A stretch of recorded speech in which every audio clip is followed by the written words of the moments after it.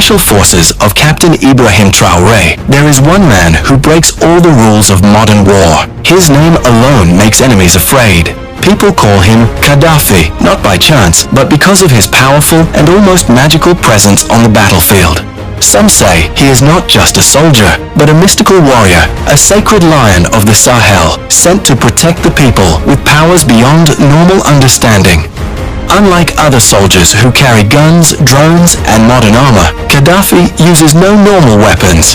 He doesn't wear a helmet or glasses. Instead, he wears traditional clothes made from blessed fabric, sewn by expert hands, and filled with sacred herbs and secret oils passed down through generations. Around his waist, he wears charms made of leather, lion teeth, and strange stones.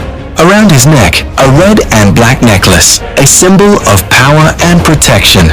But don't think it's just for show. These items are said to be real invisible shields. People have seen Gaddafi walk straight into a group of heavily armed terrorists and not get hit. Bullets seem to miss him. Even when they touch him, they bounce off like they hit metal. Gaddafi also has a supernatural gift, the power of vision and time. He feels danger before it happens. Many soldiers say he saved their lives by predicting ambushes or finding bombs just by touching the ground. And even more amazing, he can turn a simple stone into a deadly weapon. Yes, a stone. He throws it so hard and so precisely that it can break an engine, destroy a tank, or stop an enemy from far away. Some say it's not the stone that flies, but Gaddafi's will that controls it. Before battle, he often says ancient prayers in a forgotten language. When he speaks, the wind changes. Birds fly away, even animals run. It's like nature itself respects him and makes way. His enemies tell another story. They talk about a shadow that comes from nowhere, crosses the battlefield silently, and leaves behind only silence. A legend that grows every day, with blurry videos, mysterious photos, and online rumors. Many doubt it, but those who have seen him say just one thing. He is not a man. He is a spirit on a mission. So, who is Gaddafi really? A man with mystic powers, a super-trained soldier, or simply a modern-day hero, born to defend his country with the most powerful weapon of all, faith in his land and the strength of his spirit. Stay with us, because in the next videos, we will show you the secrets of other elite fighters of Captain Ibrahim Traore. Subscribe, like this video, and share it so the world can know the legend of the Lion of the Sahel. It was one of those days when destiny is written with the ink of courage. A big day in the fight against terrorism in Burkina Faso. On that day, Captain Ibrahim Traore, as part of his strategy to take back the land, called for new recruits. He wanted to strengthen his army, so he opened the doors to new volunteers for the defense of the homeland, known as the VDP. He called the brave, the sons of the land, ready to fight for their country, with or without weapons. Among the many young men who came to join that day, one man stood apart. He was quiet, strong. His eyes were burning with a fire that nothing could stop. His name? Gaddafi. Yes, the same mysterious warrior people were already whispering about. But no one, not even the officers, knew how powerful he really was. When he stepped forward, everyone noticed him. He had no gun, no bulletproof vest, no helmet, just an old traditional outfit, some charms around his neck, and a deep confidence that almost felt scary. When someone asked, "Where is your gun?" he answered calmly, "My weapon is inside me. Just give me permission to go to the front." There was tension. The officers hesitated. They didn't want to send an unarmed man to war, especially not without a helmet. Some even thought of rejecting him, saying he didn't follow the rules. But Gaddafi insisted. He didn't beg. He only asked for one thing. Let me prove my worth. Because of his determination, they finally accepted him, but not with full trust. And that was the beginning of the legend. A few weeks later, the new VDPs were sent into a dangerous zone. Suddenly, a surprise attack came. The terrorists, heavily armed, were moving fast. The soldiers and VDPs quickly took position, guns ready, hearts racing. Fear was in the air. Then, Gaddafi appeared out of nowhere. No warning, no weapon, not even a knife. He walked straight toward the danger, as if pulled by some invisible force. Other VDPs shouted at him to stop, to come back. But he kept walking, eyes focused, and said in a loud, calm voice, "Step back. I am the last wall between them and you." No one understood. It looked like madness. He was walking in the open, directly into enemy fire, with no protection. Just one man against a group of criminals with big guns. When he was only 15 meters away, the terrorists froze. They didn't shoot. They didn't move. It was like an unknown power was holding them still. Gaddafi slowly raised his hand. On the ground, a small, simple stone. He picked it up gently, closed his fist, said a few quiet words, then threw it like lightning. What happened next was hard to believe. In just a second, 3 terrorists fell, hit directly in the head, as if an invisible weapon had struck them. Silence covered the battlefield. The VDPs and soldiers couldn't believe their eyes. It wasn't magic. It wasn't a myth. They had seen the power of Gaddafi with their own eyes. Since that day, no one ever questioned him again. He never had to explain himself. Because the front line, that's him. The danger, he faces it. And victory, it walks with him. After the amazing moment when Gaddafi brought down 3 terrorists with just a stone, the soldiers and VDPs had no doubt anymore. He was not an ordinary soldier. The way he moved, his calm silence, his presence, it all showed a kind of power and authority beyond military ranks. But what happened next made sure they would never forget his name. With the terrorists down, the team began to move forward step by step, guns ready, eyes looking all around. But Gaddafi was different. He walked in front with his eyes closed. Yes, closed. Still, he walked perfectly, like he could see through the ground. The soldiers behind him were confused. They stopped and watched, surprised.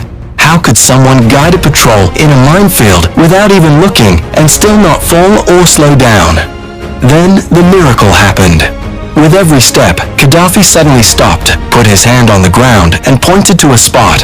The VDPs dug at those places, and each time they found a hidden homemade bomb, a mine that could have killed many. But Gaddafi felt them. Some said he could hear the earth breathe. Others believed he was talking to the ancestors. One thing was clear, he was saving lives.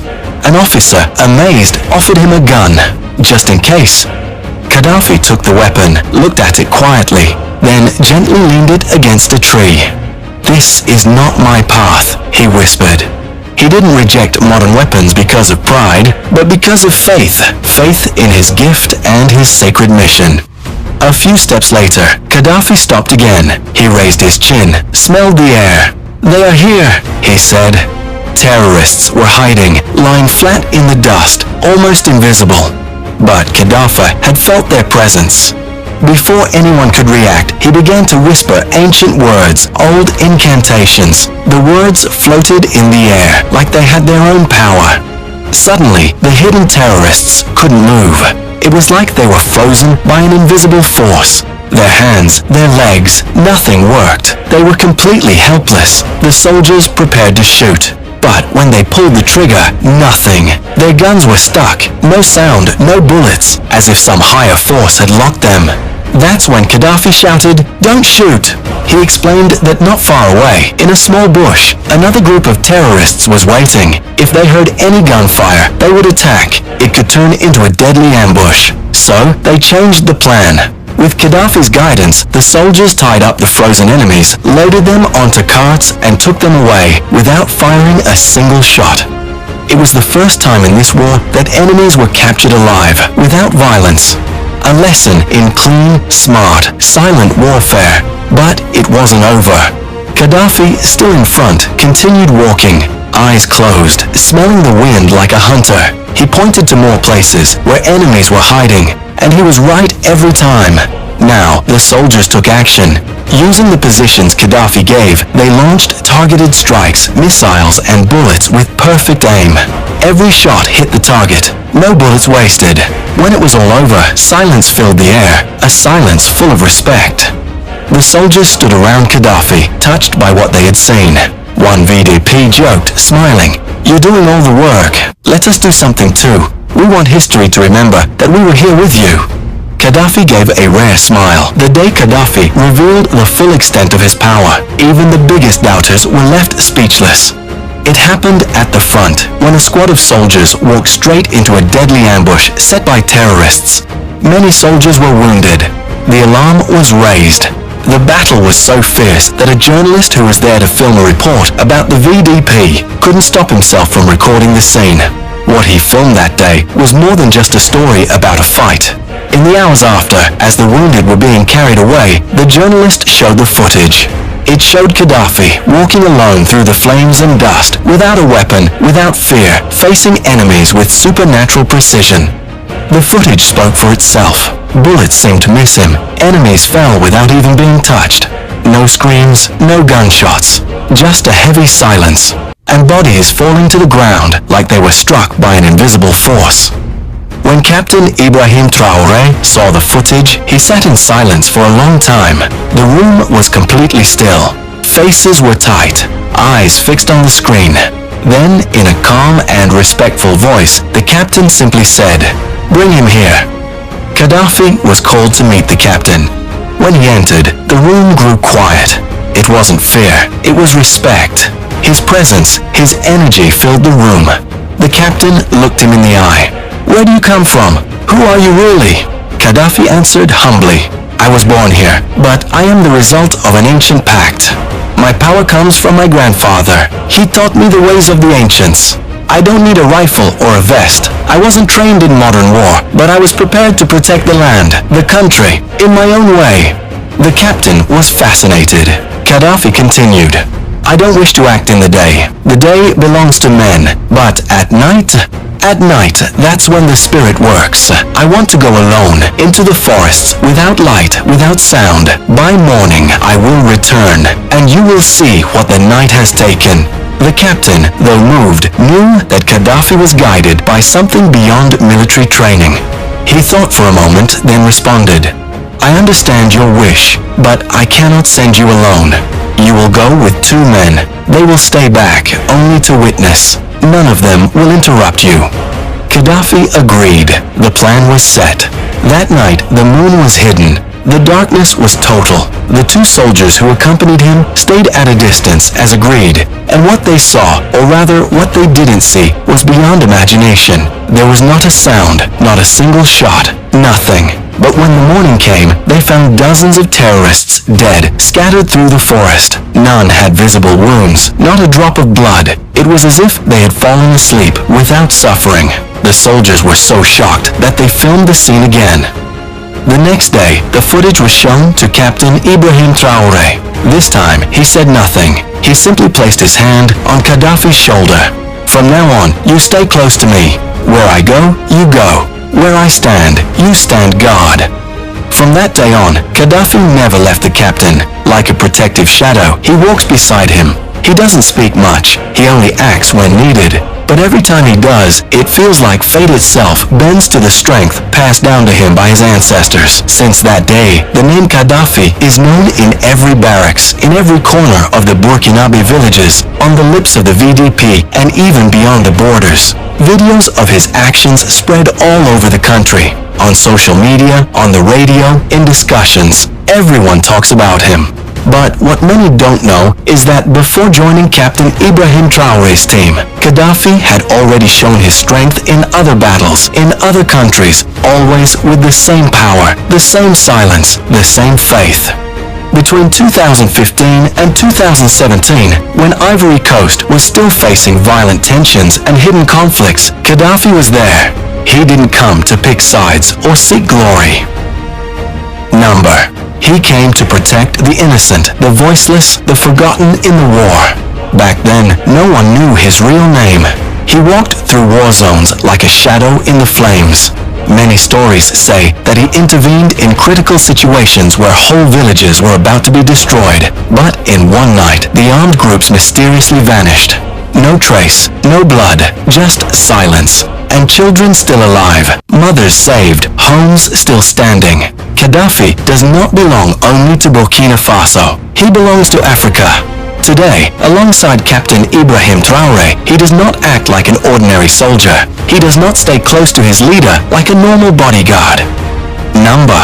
His position is strategic, always at a distance, like a sacred shadow. He sees what no other eye can see, hears what even the most powerful devices cannot catch. He does not need a rifle. He just snaps his fingers or speaks some ancient words to make a heavy weapon fall into the enemy's hands. No modern technology can resist his mystical power. Some soldiers say his chants even silence the wind, freeze time. There is a story about a mission where a foreign drone trying to spy on a military base suddenly stopped in midair, as if suspended, and then fell down without any reason. No crash, no technical failure. It was him, once again. But despite his immense power, he remains humble. He never asks for honor. He doesn't seek recognition. He is not here for glory. He protects. He protects the country, the captain, the people, the mission. He protects what modern weapons cannot always defend: dignity, justice, and the soul of a people. Yet, he never speaks about his past. He never tells where his gifts truly come from. All that is known is that he has been prepared since childhood, trained in silence, taught by the elders. He is the silent guardian, the eye that sees everything, the ear that hears the unheard, the invisible hand that strikes evil where it is born. Gaddafi is much more than a soldier. He is a living legend. Today, when people talk about Gaddafi, some think of him as a myth. Others see him as a legend, a spirit, or a man blessed by the elders. But for those who have seen him with their own eyes, those who have walked with him at the front, Gaddafi is very real, and his presence is enough to bring hope to tired hearts. What stands out is not just his strength or even his mystical power, but his mission. He never speaks just to say something. He never acts to be seen. He doesn't seek medals, rank, or public recognition. All he wants is for Africa to be at peace, for children to play in the streets, for women to farm the land without fear, for villages to no longer know the shadow of guns and screams. Gaddafi represents a new kind of fighter, a soldier without a uniform, without visible rank, a silent prophet of freedom, a spiritual protector of those who have no voice, no strength, no hope. He was not trained in modern military schools. He is not part of the elite army. But what he possesses, no school can teach. His power comes from far away, from the land, from the blood of his ancestors, from a spiritual heritage few understand. When Captain Ibrahim Traore looks at him, he doesn't see just a bodyguard. He sees a brother in arms, a chosen one of the African land, a man whose loyalty cannot be bought, cannot be negotiated. A loyalty born of an invisible oath to protect the people, no matter the cost. This bond between Gaddafi and the captain goes beyond words. It is a sacred trust. The captain knows that with him by his side, nothing can surprise him. Because Gaddafi sees before the danger comes. He feels before the evil strikes. He acts before anyone even realizes action was needed. Soldiers tell a story about one day when an ambush was preparing in a remote valley. Gaddafi suddenly stopped. He touched the ground with his fingertips. He whispered a few words, and in the moment that followed, a fine rain fell over the area. Some say it was a blessed rain that made the traces of hidden enemies visible. Thanks to him, dozens of lives were saved. He never speaks about this. He moves forward, always. And every night, while the world sleeps, he watches. He watches over the villages. He watches over the borders. He watches over the captain. He watches over Burkina Faso. And even more, he watches over the future of Africa. One day, perhaps, he will disappear without a word, without a trace. But those who have crossed his gaze, heard his voice, or simply seen peace return after his passing will never forget him. Because Gaddafi is not a man to be told about. He is a mystery to be respected, a breath to be felt, a force to be called upon when all seems lost. And as long as he stands, the enemies of peace will tremble in the shadows. Because he is here, silent, invisible, but ready to strike, for justice, for peace, for Africa.